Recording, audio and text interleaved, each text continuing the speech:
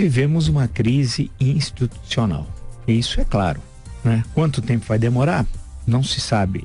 Quais as consequências? Também não. Nós estamos no olho do furacão dessa crise.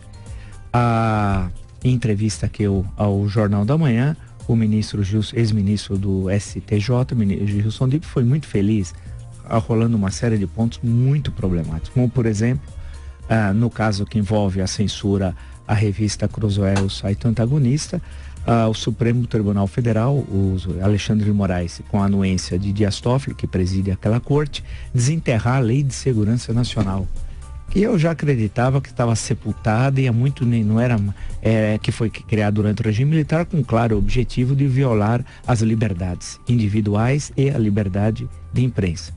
Desenterrou a Lei de Segurança Nacional. O problema, e o ministro Alexandre de Moraes é um constitucionalista, sabe melhor do que nós, né?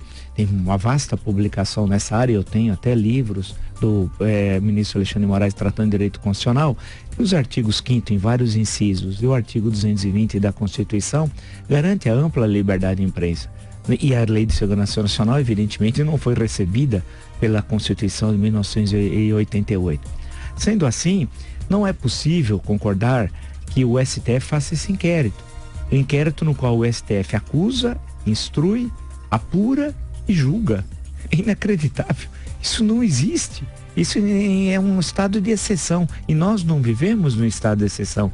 Nós vivemos no estado democrático de direito. É uma enorme extravagância jurídica, a gente poderia dizer isso. Agora, o que chama a atenção é a omissão de muita gente que não falou nada, inclusive do Supremo Tribunal Federal. Eu estranho a omissão do ministro Celso de Mello, decano daquela corte, silenciou. Eu estranho, por exemplo, o silêncio da ministra Carmen Lúcia, que recentemente presidiu aquele tribunal e que teve um papel muito grande durante os seus 2 anos de gestão, percorrendo, dando entrevistas, falando a rádios, televisões, revistas, jornais, se pronunciando várias vezes sobre a liberdade de imprensa. Ela é absoluto silêncio. O único ministro que falou e criticou Alexandre de Moraes e Dias Toffoli foi o ministro Marco Aurélio Mello. Em suma, essa acusação, essa tentativa de lei de mordaça é muito perigosa, né? Porque nós vivemos num momento da história do Brasil em que o autoritarismo ronda o poder no Brasil. A gente pode dizer que um fantasma ronda o Brasil, o fantasma do autoritarismo. Ele está presente aí. Esteve presente nas manifestações do impeachment. Muitos que se colocavam contra o PT não estavam defendendo a democracia. Queria substituir o PT por uma ditadura. Isso era claro. Eu assisti, fui testemunha ocular presencial desses fatos aqui na Avenida Paulista. E vi diversas vezes. Quantas vezes vocês não viram invocar o artigo 142 da Constituição, a tal intervenção militar constitucional que inexiste? Vale destacar.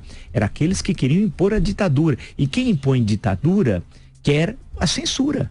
Quer censura. Então, muita gente que hoje está se pronunciando em defesa da liberdade de imprensa de forma oportunista, porque no fundo quer a censura. Mas esses são minoritários. O que importa saber que é a liberdade de imprensa, o direito à pluralidade de opiniões é a essência da democracia. Ninguém constrói um país, né, sem ter como pressuposto que qualquer regime democrático tem de ter liberdade de imprensa. Não há democracia sem liberdade de imprensa, né? Isso é claro.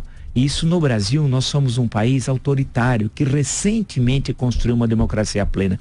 Democracia mesmo no Brasil é a partir de 5 de outubro de 1988. Portanto, pouco mais de 30 anos. Nós passamos 100 anos de república vivendo ou ditaduras ou semidemocracias, se é possível falar de semidemocracias.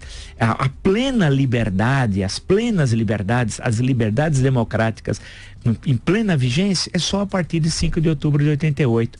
Infelizmente, o guardião desta Constituição, chamada de cidadã quando da sua promulgação, é o STF. Justamente é do STF que vem esse golpe contra a liberdade.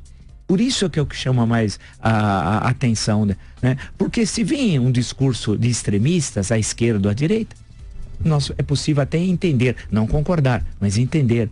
O que chama atenção é que esse golpe contra as liberdades venha justamente do guardião da Constituição, Supremo Tribunal Federal.